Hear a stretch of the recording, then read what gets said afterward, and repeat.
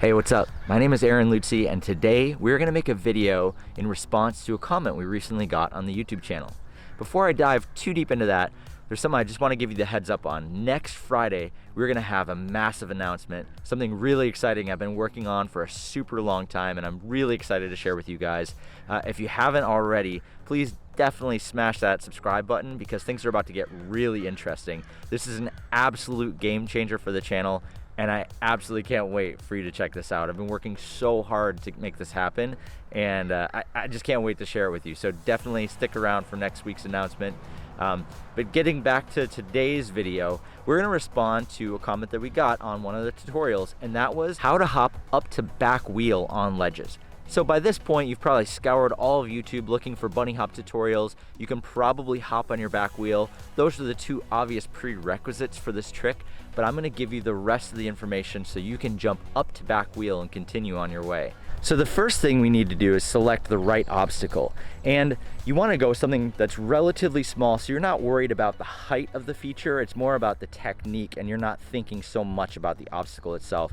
We're really focusing in on honing in the things that we need to do. There's enough going on that having to worry about jumping really high every time is just not really gonna help you. And so you wanna find something that is pretty mellow. You can go curb height, small rocks, logs. You want it to stay in place. That's obviously the most important thing, but really just selecting a feature that's not massive so that let's just stay focused on the technique as opposed to the achievement of jumping up onto something really high. We can always get to that point, but for starters, just start real low. Now, because I'm trash at taking my own advice, I didn't go to a curb to get this thing started. I actually did find a bit of a log where my front wheel could fall over the front if I don't land this thing perfectly. But just hang with me here. Do as I say, not as I do when it comes to this one. Definitely like a curb will get the job done here to at least get the ball rolling with this technique. So if you really want to jump up to back wheel, there's also a skill you should learn along the way, and it's got a funny name and it comes from BMX, and it's called the abubaca. And the abubaca is basically when you jump up to back wheel on something and then you jump backwards from the back wheel away from it. There's actually kind of a street trials move that people do where they jump up to back wheel and then they jump backwards off of it. That's actually based with the abubaca as well. But the abubaca is great for jumping up to back wheel because if you don't make it totally perfect on there, you can kind of save yourself, your bike, and the line by just jumping backwards off it and staying on the bike. So I'm going to teach you the abubaca as well as jumping on the back wheel just because I feel like that's a really vital skill.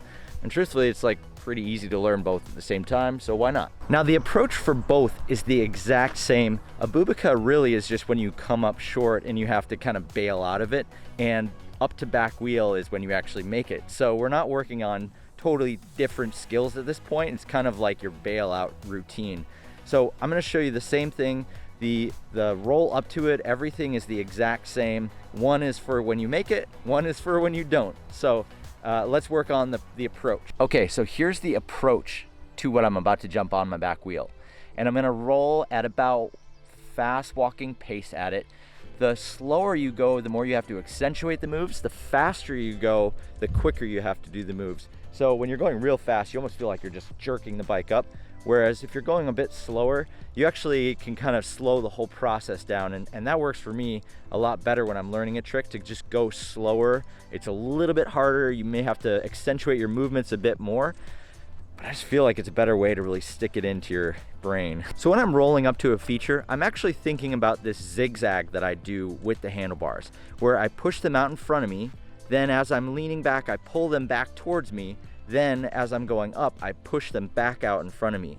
That's the zigzag I think about when I'm doing bunny hops. That's the zigzag I think about when I'm doing up to back wheel. I think about that in conjunction with a lot of different trials moves. But basically, you're creating the space in front of you with the bike, then you're pulling the handlebars into you, and then you're pushing them up in the direction you want to go. And so for bunny hop, you're pushing out right in front of you. For up to back wheel, you're typically pushing up on like a 45-degree angle, and the direction you push the handlebars is kind of what the bike does. Do you want the bike to shoot this way, or do you want the bike to shoot that way? All of that is contained with that last element of the zigzag, if that makes sense. So in either case, if you're going up to back wheel or we're doing the abubaca, the same exact principle applies. You're essentially trying to bunny hop over this thing, except you shoot your front wheel higher than you traditionally would. You're not flattening it out, and you kind of shoot up at this 45-degree angle. you bend your knees and you kind of sit in the back seat. And that's what's gonna hold your back wheel on the corner of the ledge. This is actually, I think, easier to learn on a square edge because the edge just, you land directly on it and it holds you in. On something that has a little bit of a curvature to it, you have to kind of nail it right on the face. If you go a little bit too high on it, you can actually shoot out, and yeah, that's happened to me. It's not pleasant. Now that your back wheel has actually hit the ledge, this is the moment where you either stay on your back wheel or your front wheel touches down. The way I like to think about it is I like to sit down on the back wheel. I bend my knees even more and I keep my weight back as far as I can. At this stage, I like to take another hop or two just to make sure I definitely got it. The worst feeling in the world is if you tag the back of something, you're not all the way up on top of it, and you go to pedal kick and it shoots you over the handlebars. That's not ideal. So no manifesto stuff on your first try. Definitely just get up to that back wheel, get a couple hops to make sure you got it, and then move on. Hey, one thing, if you're having a hard time with this too, some of it can be mental, just committing to it and thinking past what you're doing, thinking about the height as you're going maybe isn't helping you as much. Thinking about that next move can make you commit to it and already be pushing past it, as opposed to like, I don't know if I got this, I don't know if it's gonna happen. That stuff can mess you up, especially on stuff like this where you know you have to nail it to back wheel. Sometimes thinking about the next series of moves can kind of help me out, because it's like, oh, of course I got that. I'm just gonna nail that and then go to this. So commitment up here is sometimes the most important element of this entire thing, especially if your back wheel can drop. Thinking about like, I know I got this, I'm already on to the next one, seems to help me out quite a bit, as opposed to like, oh, I hope I can get this to back wheel. So don't forget the mental element of stuff like this. Okay, so let's say you didn't make it to the top, you came up just a little bit short, you were trying on something a little bit higher than you wanted to, and you hit it with your back wheel, your front wheel hasn't gone over, it's not gonna work out for you, you're not gonna be able to hop onto your back wheel here. Now what? This is where the abubaca comes in really, really handy. So what you do for an abubaca is the exact same thing you've done so far. You let that front wheel drop just a little bit, but instead of letting it go where it touches down on top of the feature, you pull the handlebars into your chest, you lift your knees up to pull the back wheel into your body at the same time, and that causes the bike to pop backwards and off the ledge.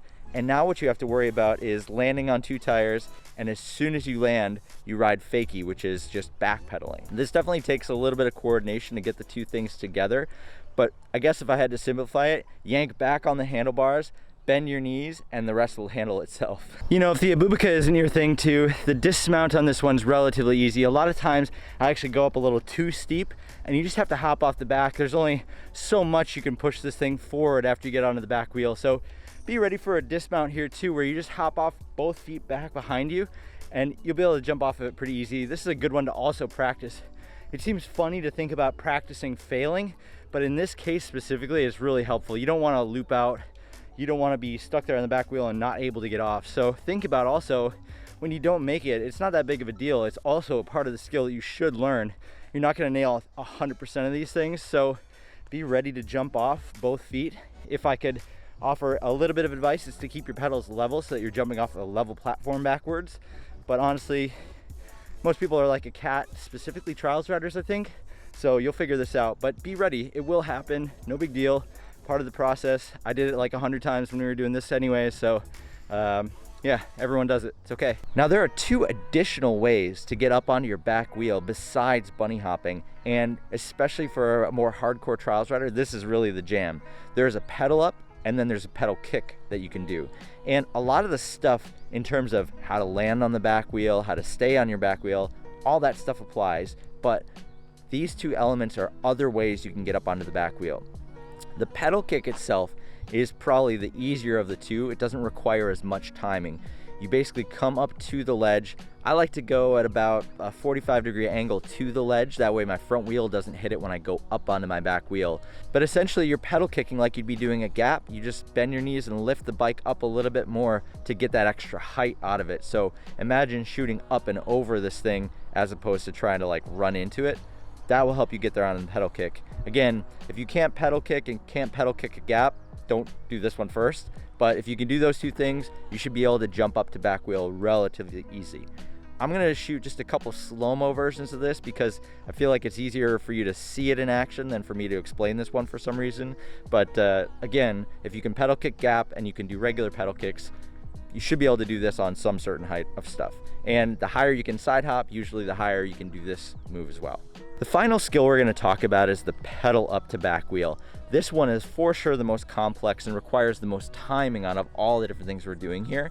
And it's a little bit frustrating because the farther you are away, the higher it is. You have to take off at completely different points depending on how high or far you're trying to go. If you can do what we call a 3-pedal gap, which is essentially starting with your back foot on top and pedaling about 3/4 around to get the bike to gap across something, that's the skill and that's the foundation for this that you have to have in addition to being able to jump up onto back wheel. And the timing for that comes in really handy when it's time to learn this move. So as you're rolling at the feature, I like to think of it as a backwards J, where with the handlebars, as I'm doing that 3/4 pedal, I'm actually pushing down, under, and then pushing up. And that helps me a lot when it comes to these 3 pedals because I'm able to time my pedal stroke with it. So as my opposite foot is up on top, that's when I initiate pushing down. As I'm getting my front foot back around, that's when I'm starting to push up. And you take off and you push up at the same time. And same thing here. I'll do a slow-mo version of this, which will help you kind of understand everything that's moving in my body and my bike. But yeah, it definitely takes a little bit of timing to get this done.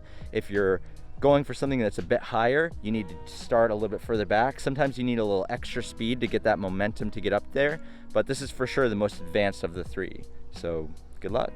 Hopefully that was really helpful and you're on your way to back wheeling up and over pretty much anything. If you're watching this and you want to learn more about trials, I actually have a playlist that I'll put at the end here that gives you all the basics of trials. If you're a mountain biker and you're trying to learn a bunch of technical skills that are going to make your trail riding better, I've got a playlist for that too. Please definitely stick around for next week. I have something super exciting to share with everyone and I've been working really hard on it. I'm so fired up and I think this is going to be a huge moment for the channel. And yeah, thanks again for watching and following along, and I hope you're as excited about next week as I am.